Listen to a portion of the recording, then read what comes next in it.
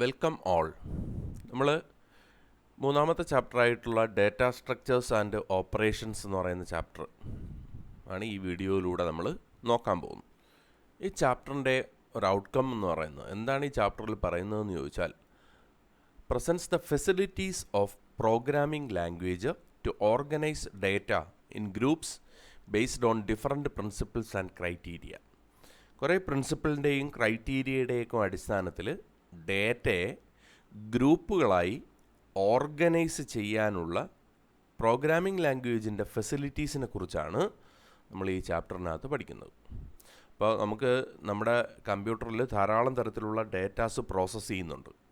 ആ പ്രോസസ്സ് ചെയ്യുന്ന ഡേറ്റകളെ എന്തെങ്കിലും ചില പ്രിൻസിപ്പിളുകളുടെയോ ക്രൈറ്റീരിയകളുടെയോ ഒക്കെ അടിസ്ഥാനത്തിൽ ഗ്രൂപ്പുകളായി തിരിച്ചു വയ്ക്കുക. അങ്ങനെ ഗ്രൂപ്പുകളായി തിരിക്കുവാനുള്ള പ്രോഗ്രാമിംഗ് ലാംഗ്വേജിലുള്ള ഫെസിലിറ്റീസ്, പ്രോഗ്രാമിംഗ് ലാംഗ്വേജിൽ അതിനുവേണ്ടി പ്രൊവൈഡ് ചെയ്തിട്ടുള്ള ഫെസിലിറ്റീസിനെ കുറിച്ചുള്ള പഠനമാണ് നമ്മൾ ഈ ചാപ്റ്ററിനകത്ത് നോക്കുന്നത്. അപ്പോൾ നമുക്ക് ആദ്യം ഈ ചാപ്റ്ററിനകത്ത് എന്താണ് ഡേറ്റ സ്ട്രക്ചർ എന്നുള്ളത് പരിശോധിച്ച് നോക്കാം. Data structure is A particular way of organising similar or dissimilar logically related data items which can be processed as a single unit. Data structure എന്ന് പറഞ്ഞാൽ ഒരു particular way of organising similar or dissimilar logically related data items which can be processed as A single unit എന്നാണ്. അതായത് similar ആയിട്ടുള്ളതോ dissimilar ആയിട്ടുള്ളതോ ആയിട്ടുള്ള data items logically related ആണ്. അപ്പോൾ similar or dissimilar logically related data items which can be processed as a single unit. അപ്പോൾ similar ആയിട്ടുള്ളതോ dissimilar ആയിട്ടുള്ളതോ ആയ logically related തമ്മിൽ റിലേഷനുള്ള data ഐറ്റംസിനെ ഒരു particular വേയിൽ ഓർഗനൈസ് ചെയ്യുന്നതിനെ വിളിക്കുന്ന പേരാണ് data structure. Data structure not only allow the user to combine various type of data, but also allow processing of the group as a single unit. വിവിധങ്ങളായിട്ടുള്ള ഡേറ്റകളെ combine ചെയ്യുക എന്ന് പറയുന്ന അല്ല ഡേറ്റ സ്ട്രക്ചർ നമുക്ക് പ്രൊവൈഡ് ചെയ്യുന്നത്. പിന്നെയോ ഈ വിവിധങ്ങളായിട്ടുള്ള ഡേറ്റാസിനെ ഒരു ഗ്രൂപ്പായി വർക്ക് ചെയ്യാൻ വേണ്ടി സഹായിക്കും, ഒരു ഗ്രൂപ്പായവയെ പ്രോസസ്സ് ചെയ്യാൻ വേണ്ടി സഹായിക്കും. അപ്പോൾ അതാണ് ഡേറ്റ സ്ട്രക്ചർ എന്ന് പറയുന്നത്. അപ്പോൾ നമ്മൾ എന്തെന്ന് പറയും, സിമിലറോ ഡിസമിലറോ ആയിട്ടുള്ള ലോജിക്കലി റിലേറ്റഡ് ഡേറ്റ ഐറ്റംസിനെ ഒരു സിംഗിൾ യൂണിറ്റ് ആക്കി ഓർഗനൈസ് ചെയ്യുന്ന ഇതിനെ വിളിക്കുന്ന പേരാണ് data structure. Data structure is A particular way of organising similar or dissimilar logically related data items which can be processed as a single unit. ഇത് വിവിധങ്ങളായിട്ടുള്ള ഡേറ്റകളെ തമ്മിൽ combine ചെയ്യുകയല്ല ചെയ്യുന്നത്, പിന്നെയോ അവ ഒരൊറ്റ യൂണിറ്റാക്കി മാറ്റി പ്രോസസ്സ് ചെയ്യാൻ വേണ്ടി നമ്മെ സഹായിക്കും. ഇതാണ് ഡേറ്റ സ്ട്രക്ചർ എന്ന് പറയുന്ന കൺസെപ്റ്റ്. ഇനി നമുക്ക് ഡേറ്റ സ്ട്രക്ചറിൻ്റെ വിവിധ തരത്തിലുള്ള ക്ലാസിഫിക്കേഷനെ കുറിച്ച് നോക്കാം. ഡേറ്റ സ്ട്രക്ചർ നമ്മൾ പ്രധാനമായിട്ട് ഡേറ്റ സ്ട്രക്ചറുകളെ രണ്ടായിട്ട് ക്ലാസിഫൈ ചെയ്ത് വെച്ചിട്ടുണ്ട്. സിമ്പിൾ ഡേറ്റ സ്ട്രക്ചർ എന്നും കോമ്പൗണ്ട് ഡേറ്റ സ്ട്രക്ചർ എന്നും. അപ്പോൾ നിങ്ങളിപ്പോൾ ആ ഫിഗറിൽ കാണുന്നത് ഡേറ്റ സ്ട്രക്ചറിൻ്റെ ക്ലാസിഫിക്കേഷനാണ്. ഡേറ്റ സ്ട്രക്ചറുകൾ സിമ്പിൾ ഡേറ്റ സ്ട്രക്ചറും ആകാം, കോമ്പൗണ്ട് ഡേറ്റ സ്ട്രക്ചറും ആകാം.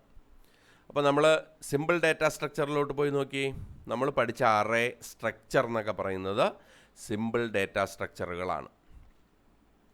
കോമ്പൗണ്ട് ഡേറ്റ സ്ട്രക്ചർ അതായത് സിമ്പിളായിട്ടുള്ള ഡേറ്റാസിനെ ഒരു പ്രത്യേക തരത്തിൽ ഓർഗനൈസ് ചെയ്ത് വെച്ചിരിക്കുന്നു, വളരെ സിമ്പിൾ ലോജിക്ക്, അതാണ് സിമ്പിൾ ഡേറ്റ സ്ട്രക്ചർ. അറേയും സ്ട്രക്ചറും ഒക്കെ നമ്മൾ പഠിച്ചത് അത്തരത്തിലുള്ള ഡേറ്റ സ്ട്രക്ചറിന് ഉദാഹരണങ്ങളാണ്. ഇനി രണ്ടാമത്തെ ഒരു കാറ്റഗറിയിലേക്ക് പോയി അവിടെ കോമ്പൗണ്ട് ഡേറ്റ സ്ട്രക്ചറിനെ കുറിച്ച് പറഞ്ഞിട്ടുണ്ട്.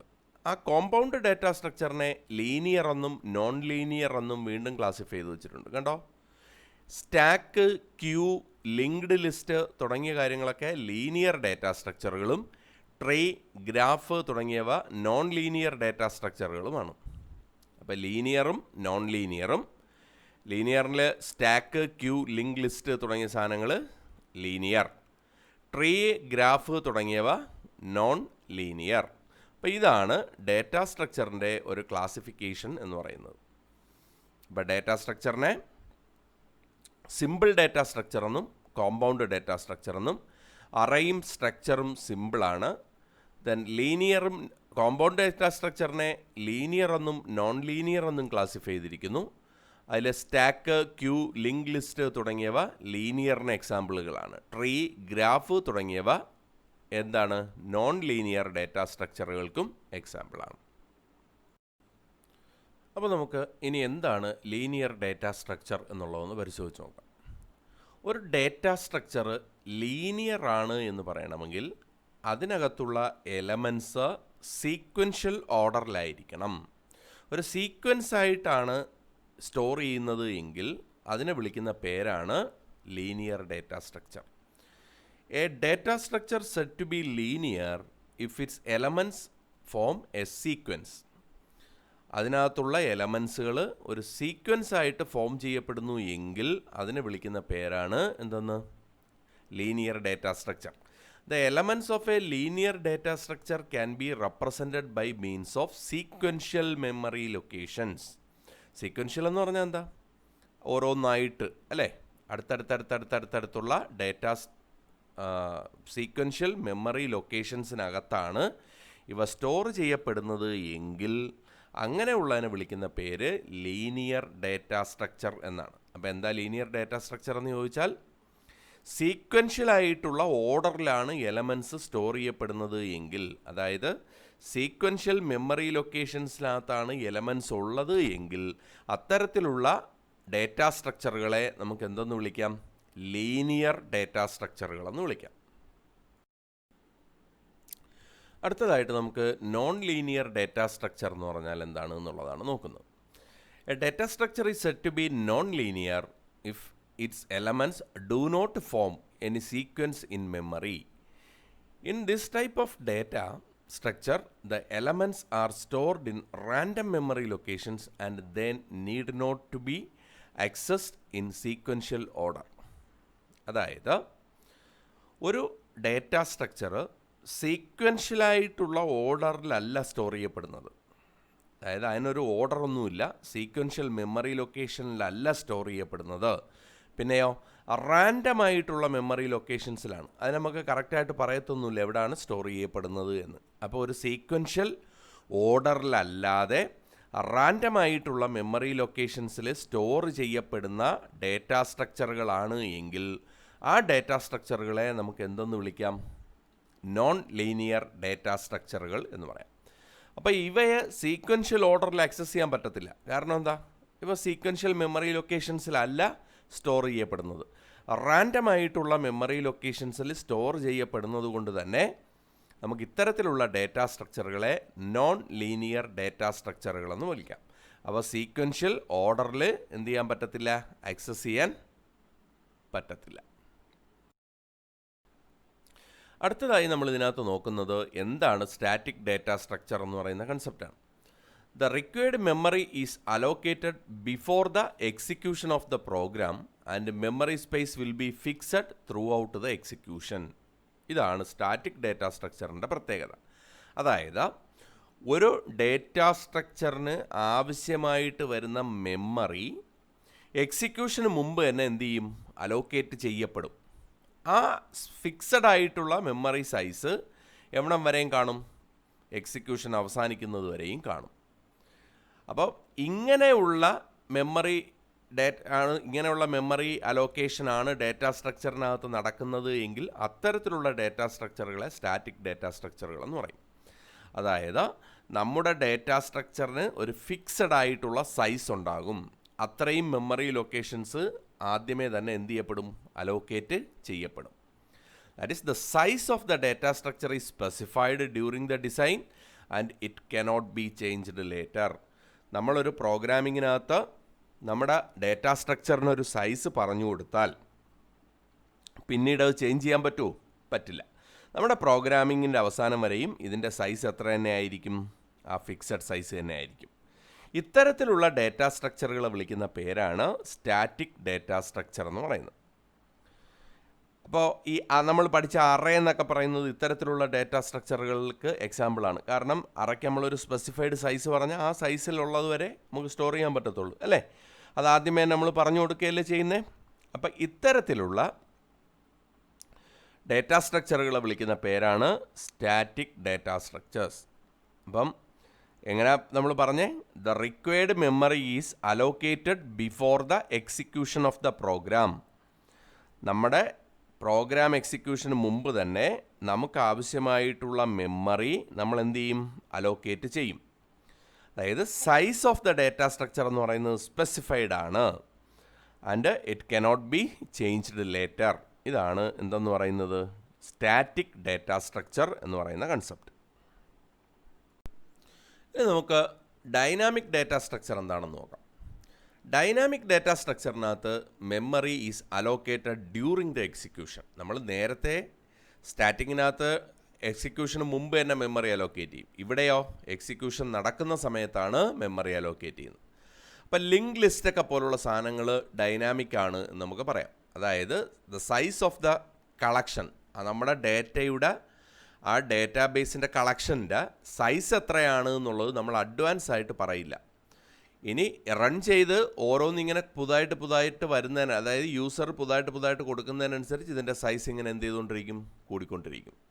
ഇതാണ് എന്തിന് ഡൈനാമിക് ഡേറ്റ സ്ട്രക്ചറിനകത്ത് നടക്കുന്നത്. അതായത് സ്റ്റാറ്റിക് പോലെ നമുക്ക് അതിനാവശ്യമായിട്ടുള്ള സൈസ് മുൻകൂട്ടി സ്പെസിഫൈ ചെയ്യുന്നില്ല. പിന്നെയോ എക്സിക്യൂഷൻ നടക്കുമ്പോൾ യൂസറിൻ്റെ നീഡിനനുസരിച്ച് അതെന്ത് ചെയ്തുകൊണ്ടിരിക്കും, ബിൽഡപ്പ് ചെയ്തുകൊണ്ടിരിക്കും. ഇതാണ് ഡൈനാമിക് ഡേറ്റ സ്ട്രക്ചർ എന്ന് പറയുന്നത്. നമുക്ക് അടുത്തതായിട്ട് ഇതിനകത്ത് ഡേറ്റ സ്ട്രക്ചറുകൾക്കകത്തുള്ള വിവിധ തരത്തിലുള്ള ഓപ്പറേഷൻസിനെ കുറിച്ചാണ് അറിയേണ്ടത്. അപ്പോൾ ഈ ഡേറ്റ സ്ട്രക്ചറിനകത്തുള്ള ഡേറ്റ നമുക്ക് പല തരത്തിലുള്ള പ്രോസസ്സുകൾ അതിനകത്ത് ചെയ്യാൻ കഴിയും.